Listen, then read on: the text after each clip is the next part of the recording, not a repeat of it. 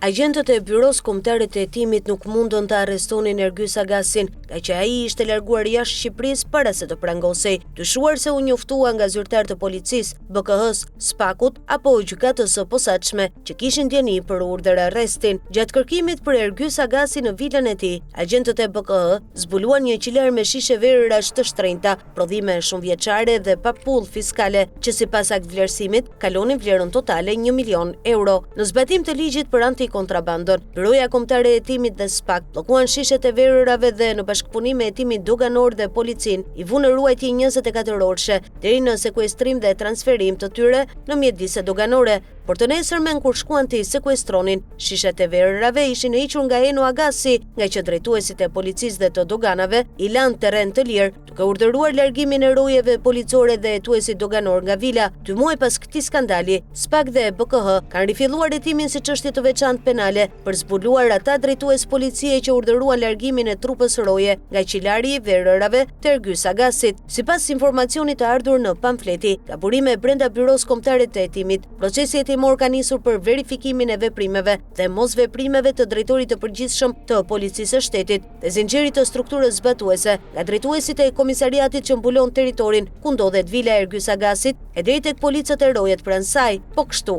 hetime të njëjtin objekt ka filluar edhe për zinxhirin drejtuese zbatues të doganave, për zbuluar ata që kanë urdhëruar largimin e hetuesve doganor nga shërbimi i rojes në vilën e Ergjys Agasit, duke i lënë terren të lirë Eno Agasit për të larguar verërat e sekuestruara. Thuhet se nën hetim janë marrë dhe zyrtar të Agjencisë së Mbikëqyrjes Policore, të cilët nuk kanë zbatuar detyrimin ligjor dhe as bashkëpunimin me SPAKun për të hetuar ata zyrtar të policisë që urdhëruan largimin e forcave policore nga vila e Agasit. Në funksion të hetimit, SPAK ka marrë të gjithë dokumentat e procedurës së kontrollit të vilës, sasisë së verërave, filmimet, akt vlerësimi numerik e financiar të tyre, personat përgjegjës për procedurën, urdhrat dhe emrat e policëve e hetuesve doganor, të ngarkuar me shërbim për garantimin e paprekshmërisë së objektit të bllokuar dhe provës së krimit. Nuk do të jetë çuditje që gjurmët e hetimit për zbuluar se cilët urdhëruan largimin e policisë dhe hetuesve doganor për të lejuar heqjen e verërave nga qilari, ka çojnë SPAKun te kryeministri Edi Rama, shefi i koordinatorit Ergjys Agasi.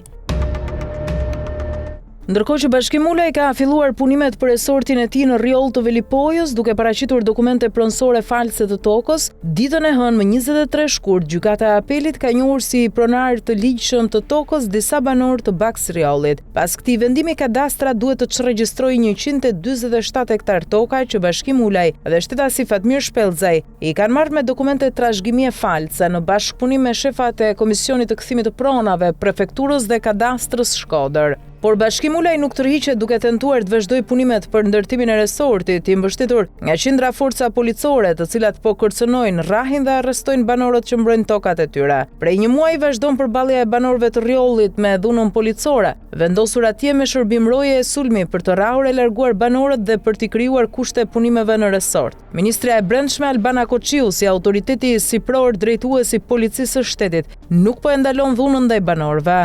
Drejtori i përgjithshëm i policisë së shtetit Ilir Proda prej një muaji ka çuar dhe dislokuar në rjoll 150 forca policore me shërbim non-stop për të rrahur, prangosur dhe larguar banorët nga tokat e tyre. Me urdhër të kryeministrit Edi Rama dhe zbatim nga ministri Albana Koçiu, kryepolici Ilir Proda, në rjoll është krijuar dhe vendosur një komisariat me policë e forca speciale në shërbim të resortit të Bashkimit Ulajt. Përqendrimi i forcave policore në rjoll të Velipojës dhe dhuna ndaj banorëve protestues tregon se Bashkimi Ulaj është ministri i Brendshëm dhe drejtori i policisë de facto, ndërsa Albana Koçiu e Ilir Proda janë shërbëtor të tij. Urdhri i kryeministrit Edi Rama për të ushtruar dhunë policore ndaj banorëve deri në largimin nga tokat e tyre krijon dyshime se ai është ortak në hije me oligarkun Bashkim Ulaj në resortin Blue Borgo në rjoll të Velipojës. Nuk ka motiv tjetër fakti që me urdhër të kryeministrit janë bërë dokumente kadastrale false për 147 hektar toka, ndërsa një vit përpara se të prodhoheshin këto dokumente, Edi Rama i dha Bashkim Ulajt statusin investitor strategjik për resortin. Është absurditet edhe ta mendosh që kryeministri ka urdhëruar të dislokohen 150 forca policie në një fshat për të garantuar punimet në resortin e bashkimit, duke i hequr policët nga shërbimet e antikrimit dhe sigurisë publike.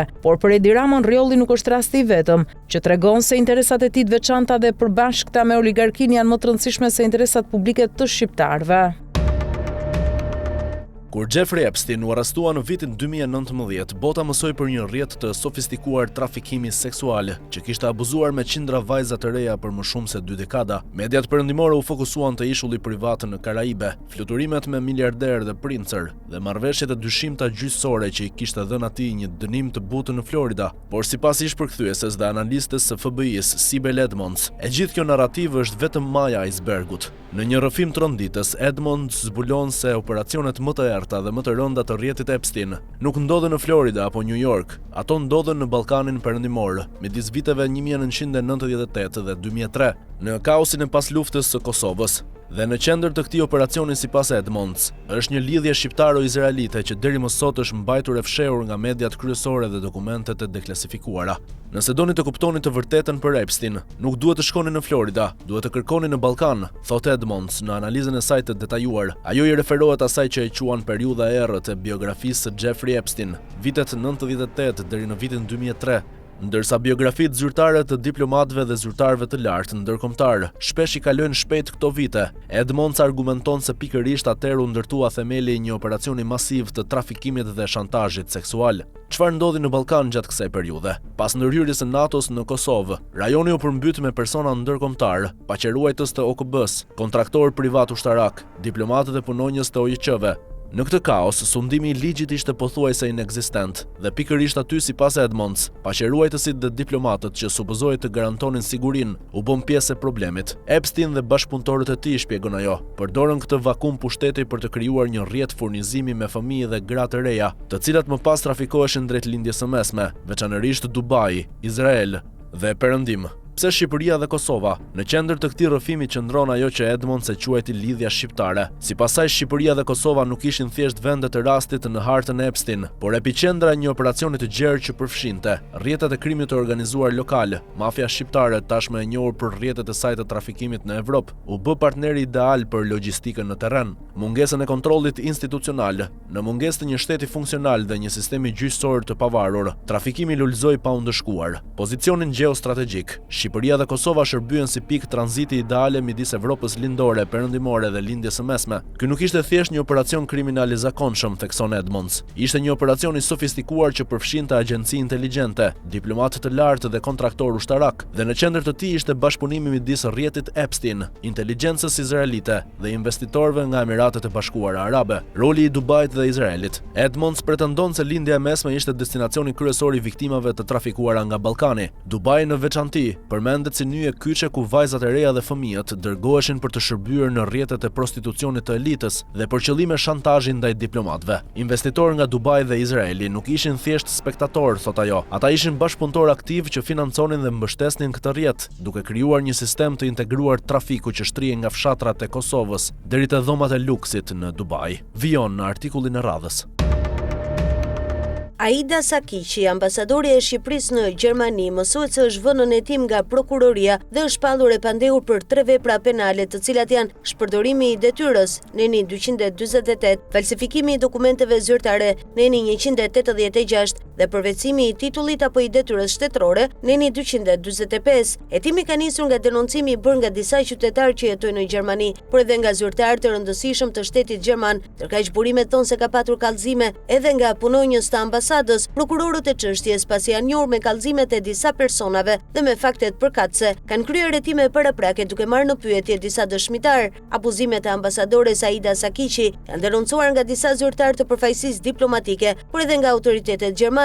Bëhet fjalë për 10 dokumente të klasifikuara dhe të falsifikuara prej saj, si dhe për abuzime në menaxhimin e fondeve të ambasadës. Prokurorët kanë kryer disa veprime hetimore dhe kanë konstatuar se shpërdorime ka patur jo vetëm me financat, dokumentet, tenderët dhe fondet, por edhe në emërimin e personelit. Gjatë hetimit është konstatuar se janë shkelur rregullat e sigurisë kombëtare në emërimin e stafit, duke punësuar persona me shtetësi ruse, bullgare dhe holandeze. Më herët është dashur ndërhyrja e shishit, shërbimi informativ shtetëror dhe e shërbimit sekret gjerman për largimin e një shtetasi rus të emëruar nga ambasadoria shqiptare. Ende nuk ka një reagim nga Ministria për Evropën dhe Punët e Jashtme e Shqipërisë apo nga kryeministri për shkarkimin e saj. Ndërkohë, emërimi i ambasadores Aida Sakiqi erdhi pas shkarkimit të ambasadorit Artur Kuko, i shkaktuar nga një incident me presidentin Bayram Begaj. Emërimi i Aida Sakiqit në ambasadën më të rëndësishme në Evropë mësohet se pati si shtys edhe një marrëdhënie të afërt që ajo ka me gruan e Edi Ramës, Lindën. Marrëdhënie që është ngjizur më shumë gjatë kohës që vajza e gruas së kryeministrit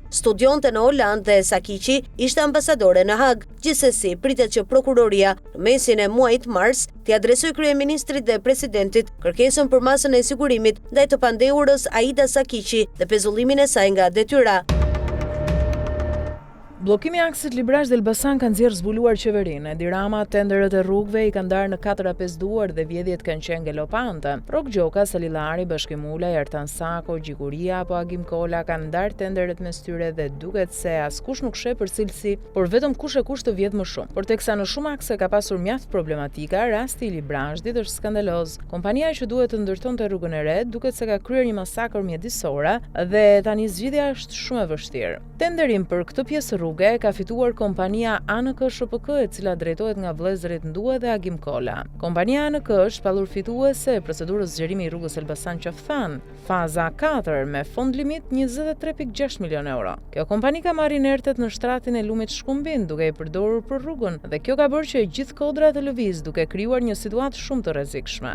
Ndue Kola ka qenë deputet i PS-s dhe është një nga klientët e qeverisë i cili është përblyer shpesh me tender. Një tjetër aks që ka marrë kjo kompani është Korçersek, aksi i cili ka të njëjtat problematika si aksi i Librazh-Prenjas. Në të njëjtën periudhë, para 2 viteve aksi Korçersek u shem. Punimet për këtë aks nisën në qershor të vitit 2013. Tenderi për lotin e parë me gjatësi 17.6 km u fitua nga kompania ANK me një ofertë prej rreth 17 milion eurosh. Pas disa vitesh zvarritje, kompania nuk i realizoi dot punimet dhe në vitin 2017 u hap një tjetër tender prej 4 milion eurosh për punime shtesë, që u fitua po nga ANK. Kësaj radhe vetëm për 4 kilometra rrugë të gjerë maksimumit 8.5 metra, u shpenzuan plot 20 milion euro. Për këtë aks, ishte inxhinieri Romeo Nazarko ai që paralajmëroi shembjen, pasi shprehej se projekti ishte i gabuar. Kjo ishte arsyeja që më 30 tetor 2020, inxhinieri Romeo Nazarko dorëzoi në SPAK një kallëzim penal, ku padiste drejtorin e kohës së autoritetit rrugor shqiptar, ministren e infrastrukturës dhe kompaninë ANK.